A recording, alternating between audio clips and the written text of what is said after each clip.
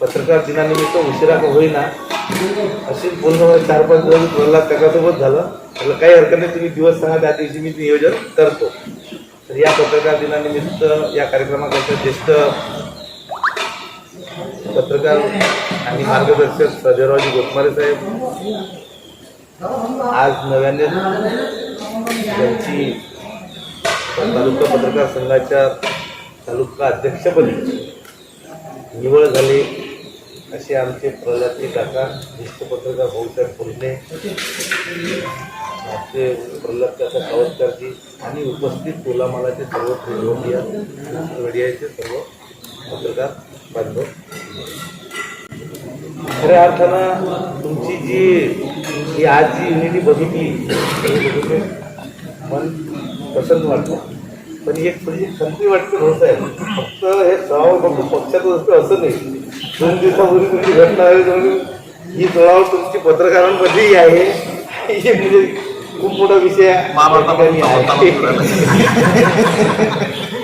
काही हरकत नाही. तुम्ही चौथा आधारस्तंभ आहे या लोकशाहीचा आणि तुम्ही प्रकर्षानं तुमचं खरं मानलंच पाहिजे. जे आहे ते कोणत्या राजकारणाला बळी न पडता जे आहे ते प्रकर्षानं त्या धारेनं मांडलं गेलं पाहिजे.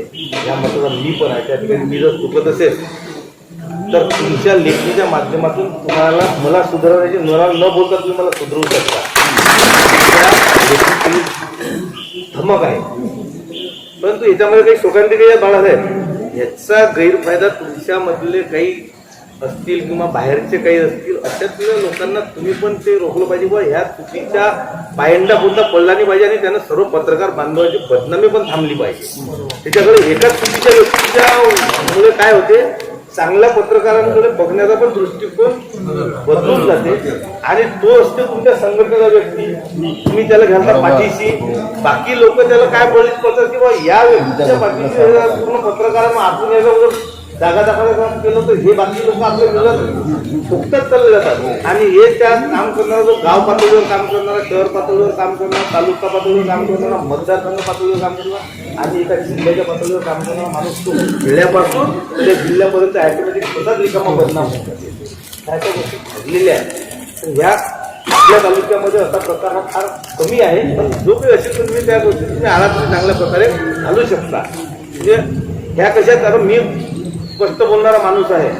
मी ह्या गोष्टी तुमच्यापुढे समोर वस्तूच्या तोंडावर बोललो, बाकी नाही बोलत पुढे. आणि भाऊसाहेब या गोष्टीमुळे मी माझ्यापासून दूर होतो, हे मान्य करतो. मी जास्त मी या तुमच्या क्षेत्राशी मी निगडीतपणे माझ्या वैयक्तिक तर पर्सनली कोणाशी संबंध म्हणजे माझ्या कोणासोबत वाईट नाही आहे, पण मी तुमच्या क्षेत्राशी जुळलोच नाही. त्याची मी संत याच्यावर व्यक्त केली व मी आजपर्यंत असा कार्यक्रम कधी घेतला नाही. पण ठीक आहे, आता मी हा कार्यक्रम घेतो. पण याचा म्हणजे असा चुकीचा दुराग्रह असा झाला नाही पाहिजे जिल्हा परिषद निवडणुका म्हणून मी हा कार्यक्रम घेऊन राहिलो. माझ्या मनामध्ये दूरपर्यंत आणि ह्यानंतर पुढच्या वर्षी जे काही येतील कंटिन्यू हा कार्यक्रम असा वेगळा चांगल्या गुन्हा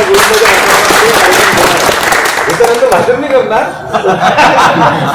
पण असा गुन्हा गोविंदाच्या कार्यक्रमामध्ये कार्यक्रम घेणार आहे.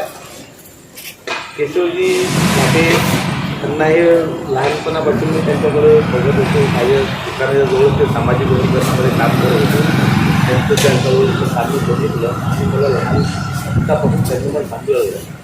आणि त्या कार्यालयामध्ये काम करत असतानाही त्या कार्यालयाच्या छातीवर ठोकून माझ्या दुकानाच्या समोर ते उपोषण मारलं होतं त्या अधिकारी विरोधात गावातल्या. तेव्हा मी तिथे जवळ बसवलं.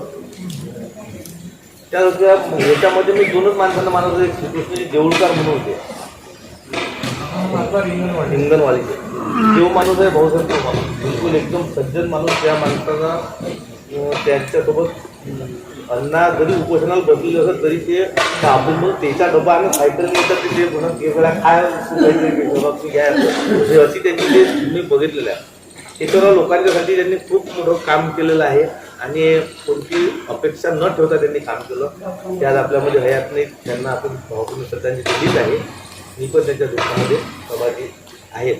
आणि आज नव्याने तालुका अध्यक्ष म्हणून त्यांची जबाबदारी तालुका अध्यक्ष म्हणून नव्यानेच आमचे ज्येष्ठ मार्गदर्शक प्रल्हादजी काका दातारे यांच्याकडची जबाबदारी मध्ये निश्चितच ती त्या पदाला चांगला न्याय देतील आणि लेखणी चांगली धारदार आणि आमदार काय खासदार बिरदार मंत्र्यांना तुम्ही बिलकुल पाणी पाचता आम्ही तर खूप लहान आहोत.